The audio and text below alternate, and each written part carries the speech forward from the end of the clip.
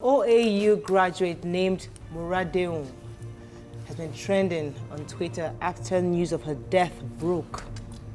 According to reports, she was robbed and stabbed in the neck around Bagada area of Lagos.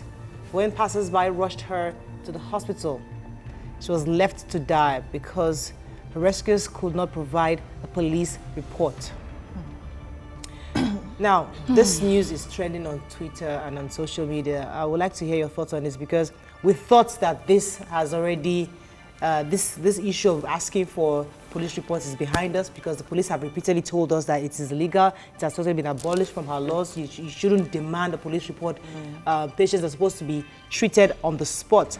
The way we lose, the way people die, avoidable deaths in Nigeria is demoralizing, is frustrating, is every negative word you can think of. But we've discussed this many times. When the information broke, when the law was amended, when the policy changed, we discussed it here, and I asked the, it was a representative of the CP that came, the Commissioner of Police that came to talk about this, and I asked that, how do we ensure that hospitals carry this out? They said they have a framework to disseminate this information.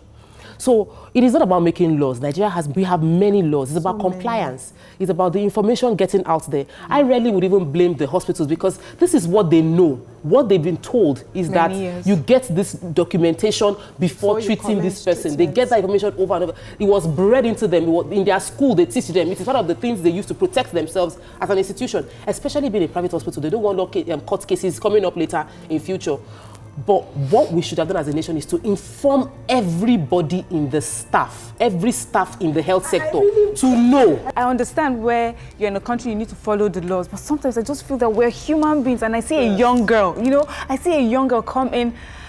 I feel that for me, everything else would stop. If it would mean me getting some handcuffs or tying her to the bed so she does not run away if I'm not sure. But I would want to, the first thing you do is to save that life. Lives are valued everywhere else apart from Nigeria. It's unfortunate, but that is what I see in every angle, in every organization. It's as if we do not really, we do not put ourselves in the person's shoe. What if it was your child, that they brought to you that had this kind of accident? Would you say, I'm waiting for the doctor's report? You will take the risk. You will take the risk and you stand for it. Now, I don't know if the hospital would claim that they did not hear this, but even if you did not hear, this is a life that was given to you at that time. If it's a small clinic, I won't mind. This is a big hospital. They would have got, somebody at the helms of affairs would have gotten that information and probably it didn't get trickled down. And so they should be in one way or the other. They should be made to deal, they should be punished severely.